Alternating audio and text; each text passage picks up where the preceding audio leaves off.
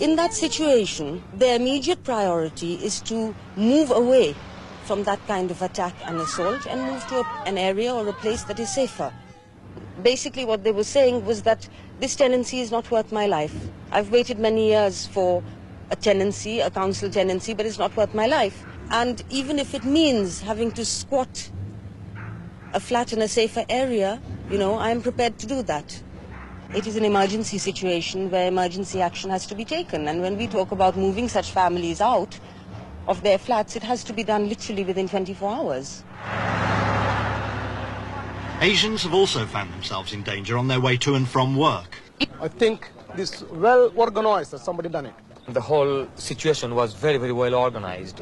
Almost a kind of paramilitary type of organization acted behind this whole attack. They waited until the workers came out of this brewery and they were systematically attacked very viciously. Here in Brick Lane, the centre of the Bengali community in the East End, attacks on Asians have been common. This Asian shopkeeper, who spent 3 years in a Japanese prisoner of war camp after fighting for Britain in the last war, describes the attack. It's happened, you know, exactly 2 o'clock. They're running down the street approximately about 150 or 200 like these youths, you know, all these skinheads, you know. They're swearing, shouting, and throw these stones, break my all windows, and all of a sudden one is coming here. I break my teeth in here. There's the brick. Now we are frightened every Sunday, you know. Because of these mounting attacks, the policing of Brick Lane has come under criticism from MPs, trade union leaders, as well as many local Asians. I don't accept that the credibility of the police with the Asian community at large has been dented this year. What in fact has happened is that some of the more vocal Asian leaders have put this point of view forward. The police have had to do a great deal to meet the needs of the Bangladeshi people, to adapt the service that we are giving. When they come to this country, they have many problems. And not only do they have problems, but they set problems for the police which we have to meet. During this year, we have done a whole series of things which has in fact resulted in Brick Lane being the most heavily policed area in Great Britain. Now, much of the criticism directed against police this year is quite unjustified. Sort of the political axe-grinding type of criticism that we don't care, that we're not trying. We're professionals, of course we're trying. It's a matter of pride to us.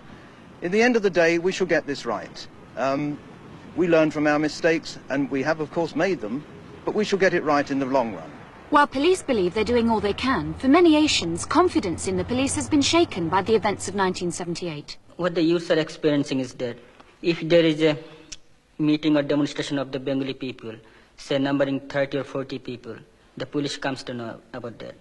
But few weeks before, when about 200 National Front people marched and smashed everything in Brick Lane, and we just wonder how come the police didn't know about that. I don't believe it for a moment the police did not know about it.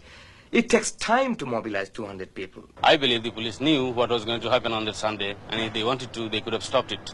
They could have stopped them coming to Brick Lane. We want some action, firm action. If it's a question of self-defense, yes, we got to defend ourselves.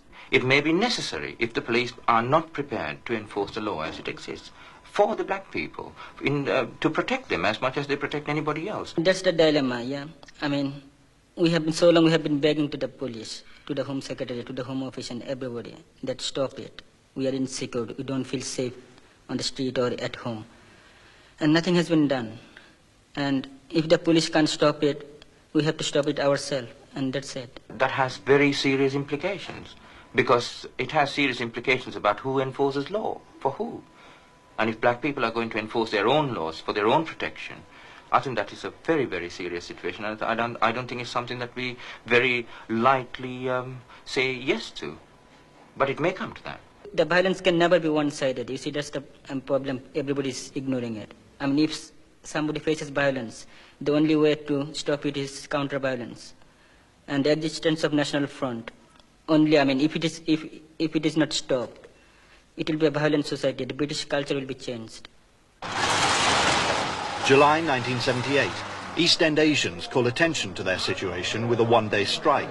All the coloured community are on strike because of racial attacks. Brothers and sisters, today is the first day when you are going to lead the first black strike in England. The strike was a community strike. It was not an industrial action. It was organized by the black workers in Hackney and Tower Hamlet in order to protest against the racist attack and the racist killing. We felt that our message has been going through to the government and the police. What you want to do is pick it here. Leave 4 o'clock here. Too many of you, all right? The principle, we know what you're doing, so about 5. So you pick your 5 and tell the others to move off, okay? Nearly 3,000 people started the march from Brick Lane. Altogether, in Tower Hamlet alone, there was 6,000 to 8,000 Bengali people who did not go to work. A white youth started shouting at us. It was the racist abuse that, like, you hacky bastard and police made no attempt to stop those people from throwing racist abuse, nor did they arrest them.